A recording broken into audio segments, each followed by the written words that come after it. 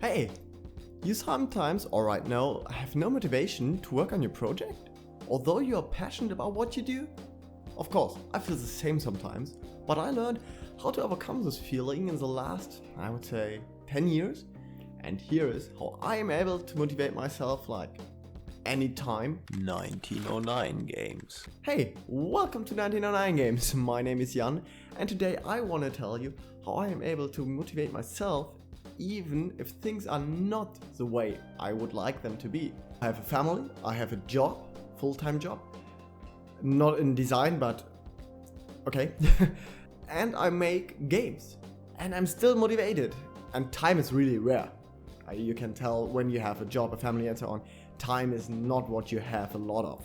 You really need to stay motivated. I wake up every day at 5 a.m. on Sundays. After parties, I sometimes sleep a little bit longer, but at the moment there are no parties, and so I never sleep longer. And I'm motivated. I'm really more motivated than any time else, and here is why.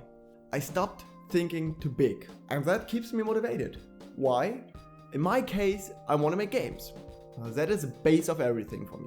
I want to make games. So in terms of jobs. And when I started some years ago to make games, I wanted to start with a big game. It was like, oh man, I want to do something like, I don't know, Skyrim or something with a lot of story and here. No, that was a stupid idea. It was a really, really stupid idea. That's not possible for me. And I should have known that. And it demotivates if you think like, oh, I will start. You go type in some code and you're like, okay, I never can do this. And that demotivates, but you have to accept it. And if you accept it, you have to make smaller steps, smaller games in my case. Then you stay motivated way longer. But I think a lot of people want to start with too big projects. And that is why it is for me one of the biggest points to have smaller expectations for what you will reach in the next year. You know, you can't think like, oh, I want to do a big game, but not this year. Let's take me 5 years. And if you can motivate yourself for this long time, it's okay, but it's really hard, especially in the beginning. You should downsize your expectations. And that's the second point. Have dreams where you want to go. And these dreams can be bigger. That must not be like, oh, I want to code Pong. Okay, that's the goal you can set at the beginning, I think. But for your long-term expectations, you can have bigger goals, and that's okay. But you have always to think about that this could take years, not months, not weeks, not days, no, years, maybe decades. And if you know that it's like this, and you accept it, then you can have a big dream, I think. And you can have a big dream anyway, but I think it makes sense if you accept that the dream is not next year, that the dream is maybe in the end of your life, you reach your dream, but then you can die and be happy. So I think take your time for your big dreams is a big important step. The third thing for me is to make a list every day what to do.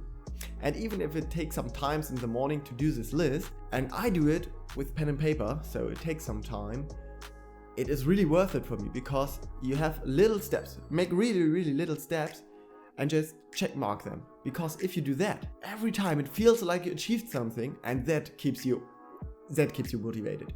And then you can have a list for, let's say, daily steps, or for weekly steps, or for monthly steps. And if you can check them, it feels even better. But have a lot of small steps. That keeps me really motivated, and I hope it keeps you motivated too. And to do it with pen and paper is even better because you have a physical pen and you can just check mark it, and it feels better than if you just click. For me, it is like this. But there are a lot of online tools and they work for a lot of people way better. So, test out what is good for you. For me, it's pen and paper. For others, it's an online tool. And next, make a break. Don't overwork yourself. That really helps nobody. It helps not you. It helps not the game you're making or the project. Nobody is ever better in the stuff he's doing when he not make a break, or if he is overworked and so on. It makes no sense. Really, it is helping nobody. But a lot of people do it. A lot of people overwork, especially if they do something on their own. And me included, I had a time when I really couldn't do anything for a week. I just laid on the sofa and I couldn't do it. I wanted to go on. Even in this situation, I wanted to go on, but I realized I cannot. Everything I did was crap. And if I do crap, I really have to redo everything. That's shit, right? That's not good. And if you think, but I cannot reach my time plan if I don't make a break, then go a step back and do a new time plan, because then your time plan is not good for you. Maybe it's good for the game, maybe it's not even that because you just do shit. Then you can never do a next project if you are so demotivated at the end because you had too much pressure. So just do a plan that is realistic. And you want to do a good game, right? You don't want to do a shitty game, so I think that is really important.